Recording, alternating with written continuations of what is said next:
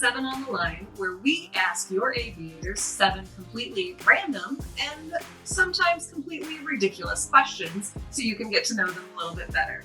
Today, we have with us number 1, Michael Kiyoi. How you doing, Kiyoi? I'm doing very well. Thanks for having me, Sonia. How you doing? I'm doing well.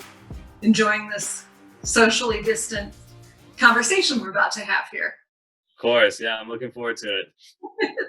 All right, let's just jump right into the questions. The first question we have for you is, who do you think is the best dancer out of the aviators? And this can be current or past players.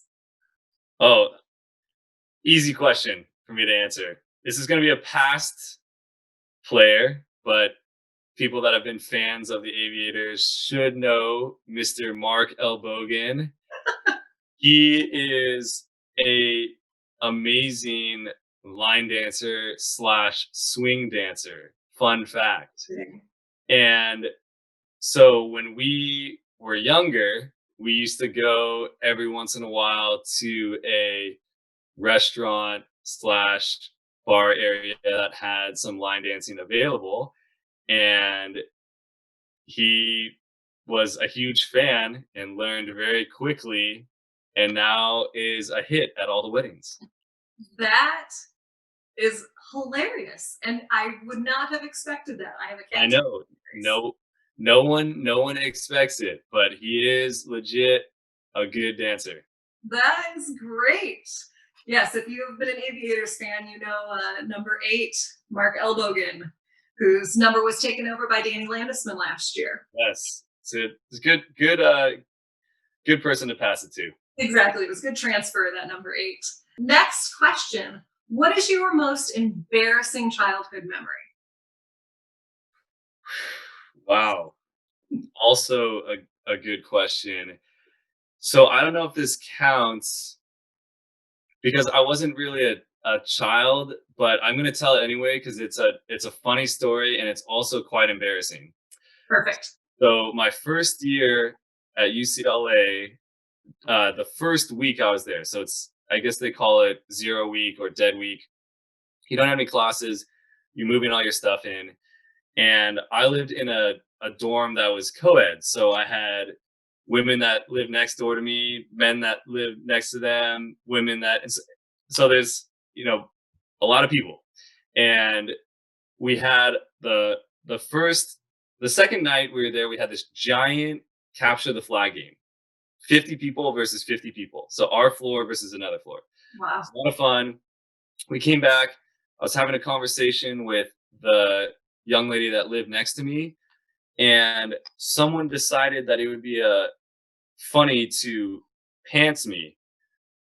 But normally, I guess the code is to pants someone low on the shorts so you don't get all the under stuff. But they went high and everything. So this is, mind you, this is the first conversation I'm having with this young lady. Pants come off. I'm dead silent.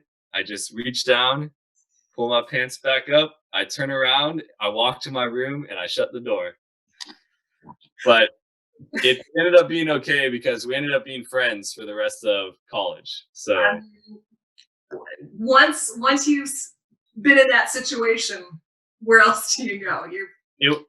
It was quite the way to get introduced to college, though. I was very embarrassed at the time. It's a bonding experience. Yeah. Yes. Where the really tight friendships come from. And it makes a great story. It does. That was a good one. That counts as childhood. Okay, good. We'll count that one. This one's kind of in the same vein. What is the dumbest thing you've ever done because someone dared you? Okay, let me think for one quick second. It wasn't very dumb, but it's the only thing that I can think of currently, and it was to jump off of a cliff into it was a lake, but it wasn't very clear on how deep the water was, and the cliff was fairly high. It wasn't your just, okay, let's go for a nice 6-foot drop. Yeah. We're talking climb up the cliff face for a while and jump off because they did. It wasn't 3 feet of water. Yeah. I mean, we could kind of tell that we knew that it was deep enough because we saw people jumping off there, but we still weren't sure. Like, do we have to hit the water and then really tuck before we hit the rocks at the bottom and die? So that's the only. It's not too exciting, but the only thing I can think of right now. That's more on the like dangerous side than dumb. Yeah, that's good description of it. Well, good job not dying. Thank you. I was glad I didn't die as well. All right, your next question. Have you seen the movie Zombieland? Yes, I have. Okay, so you know how Woody Harrelson's character is searching for Twinkies? Yes. So you are in Zombieland. The zombies have overtaken us. What are you searching for? And I assume that you want it to be a food item. You know what? Well, let's just see what you come up with. Okay. So I mean, obviously, other living humans. Yes, I would like to find some other non-zombies to help me get through and make sure that I survived.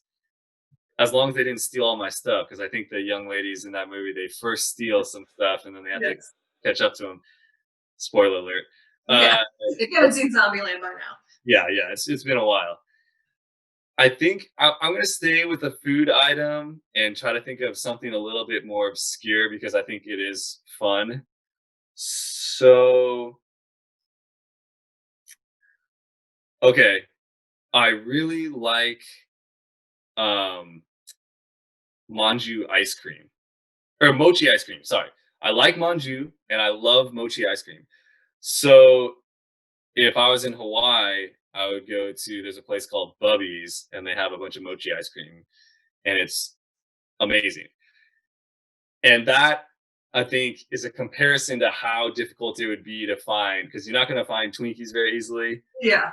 Mochi ice cream would be very difficult. I guess they have some at Trader Joe's, but it's not that great. And it's probably going to be melted. Yeah. At this point in time. Yeah. But I think that would be fun to try to find and make a good story. All right.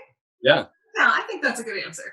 Thank you. That's your obscure thing, because that's not something. Yeah. That's not something you're going to find easily. Yeah. All right. Next question. What do you procrastinate most about? Like, what do you struggle to get done? Good question. I think probably dishes. I procrastinate, but not. I want to make it clear I'm not like disgusting where I'll leave them out for like a week or something like that. But normally some people like to cook the meal and clean the dishes that night so they're not all, I'm not a fan of that.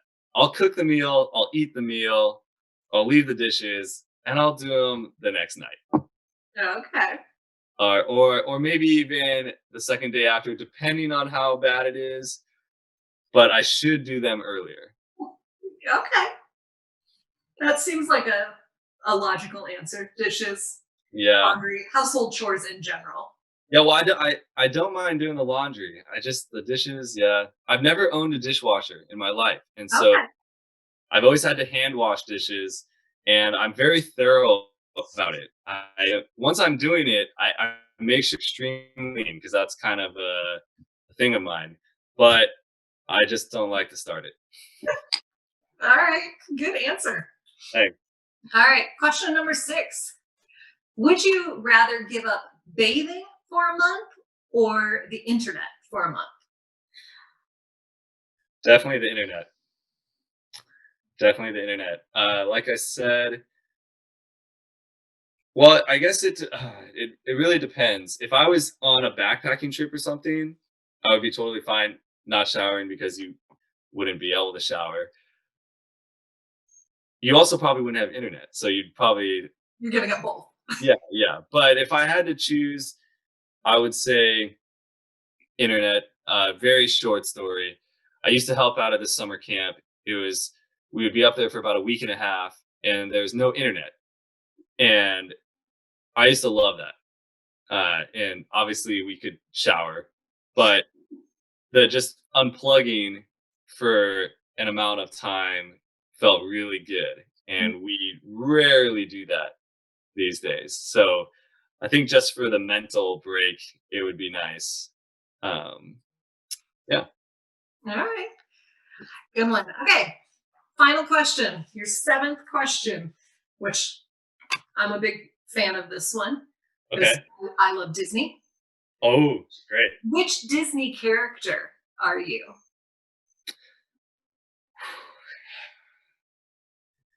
Oh boy, which Disney character am I? While I think about that, my favorite Disney character growing up was Goofy. I love Goofy. Yes, he's awesome. I don't think that he would be the character that I am, Hmm.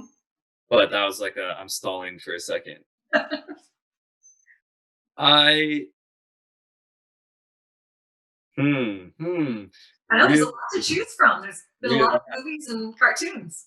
I'm kind of scrolling. I'm kind of scrolling through.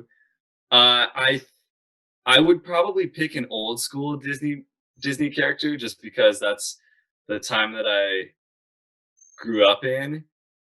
I would like to say I would like to say a character from Aladdin. Okay. So I want to be the genie, but I don't necessarily think that people would think I was the genie. Maybe Aladdin, or maybe even the magic carpet. Okay. Just because the magic carpet um is sometimes the voice of reason. I don't know. Maybe he like helps Aladdin. So I like to help people. Yeah. He helps Aladdin a bunch. Well, there's And definitely times where you see him, even though it's a carpet, you can see the carpet shaking his head like, what is this idiot doing? yeah, exactly. And he's always trying to like guide him in the right direction. So that's kind of how I am as a teacher. Sometimes my students do silly things and I'm shaking my head like the magic carpet, but then it's like, all right, get on the magic carpet. We're going places, we're doing things. And I believe that would be one of the least chosen Disney characters. Probably I would never honestly have expected that, but I see it. Because the magic carpet, while it's not a humanoid or an animal, it is a fully functioning like and developed character. Yep, So it does count as a character. absolutely. And all these questions have been off the cuff, so that's kind of what we're going with it. And We're that's the sticking with whole it. point of this. Random questions just to get get the wheels turning and get inside your brain. Yeah, and I do wish that I could fly as well. That would be Oh yeah. pretty awesome. Well, Kiyoi, thank you so much for hanging out with us. We might bring you back on at a later date and get you Would seven love, more questions. would love it. Thank you very much. It was super fun. I hope people learn a little bit more about our team and our players. And great idea. It's a great idea. All right. Thank you, Kiyoi. Thank you. Bye.